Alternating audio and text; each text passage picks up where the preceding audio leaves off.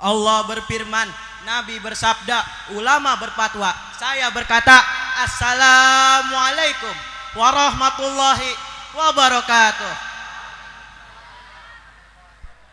Alhamdulillah, alhamdulillahilladzi ja'ala ma syahra ramadhana ahli masyhur futihat abwabul jannah wa ghuliqat abwabun nar.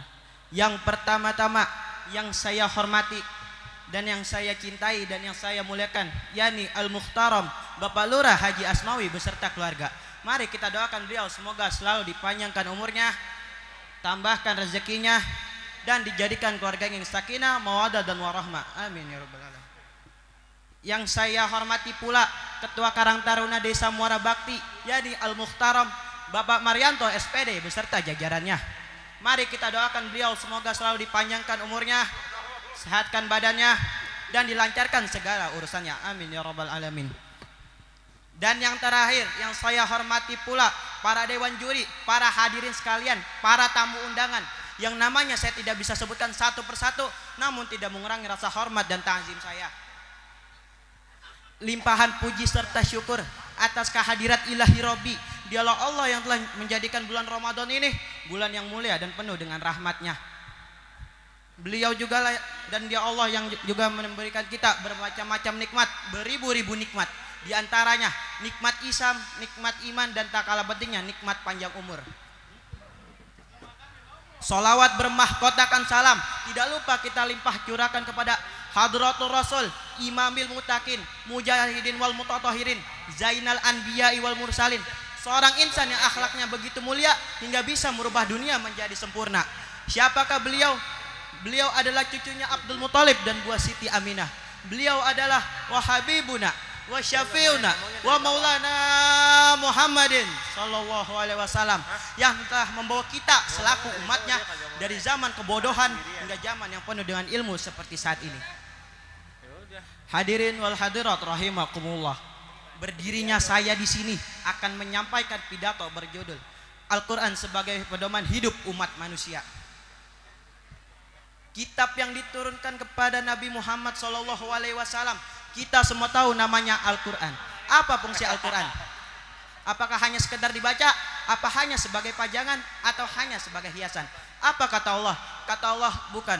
Allah berfirman dalam Al-Quran surat Al-Baqarah ayat 2 yang berbunyi, Dzalikal kitabul la raiba fihi hudal lil muttaqin. Artinya kitab Al-Quran ini tidak ada keraguan padanya, petunjuk bagi mereka yang bertakwa. Dari ayat ini kita dapat memahami bahwa Al-Quran bukan hanya sekadar bacaan, tetapi juga merupakan pedoman hidup yang harus kita jadikan pegangan dalam setiap langkah kehidupan kita. Ibaratnya gini nih Pak, Bu, kita kalau kagak baca petunjuk jalan, kita bagaimana mau tahu arah jalan? Makanya kita harus baca petunjuknya dulu. Al-Quran juga sama Pak, Bu, kita kalau nggak baca, kita kagak pelajari, kita kagak bakal paham isi sama maknanya. Bacaan itu wasilah Pak, Bu, buat kita memahami isi pedomannya. Kan ini kata Allah bukan kata saya.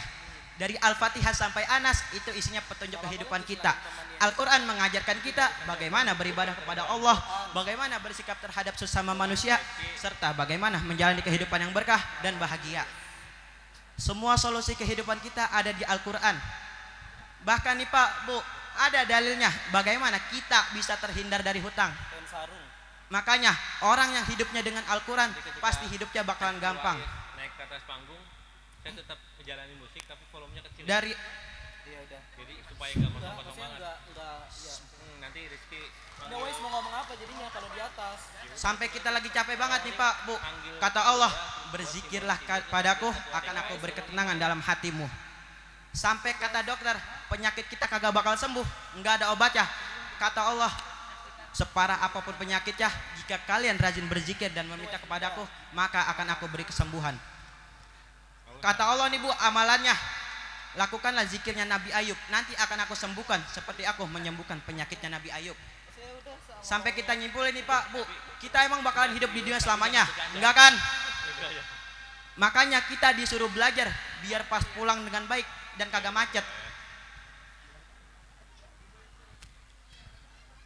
Kita belajar biar bisa masuk surganya Allah Subhanahu wa taala. Kita kalau kena api neraka panasnya bukan main, apalagi kita kalau kena api dunia panasnya bukan main, apalagi api neraka. Awalnya emang karena berhubung pesertanya dikit. Kalau orang maunya kan nggak umum. Kalau umum mah bang, rame banget. Mungkin segini saja yang bisa saya sampaikan. Saya ada satu pantun nih Pak, Bu. Cakep. Si Andi pergi ke Cikini, Wais duluan. pulangnya membawa kekasih.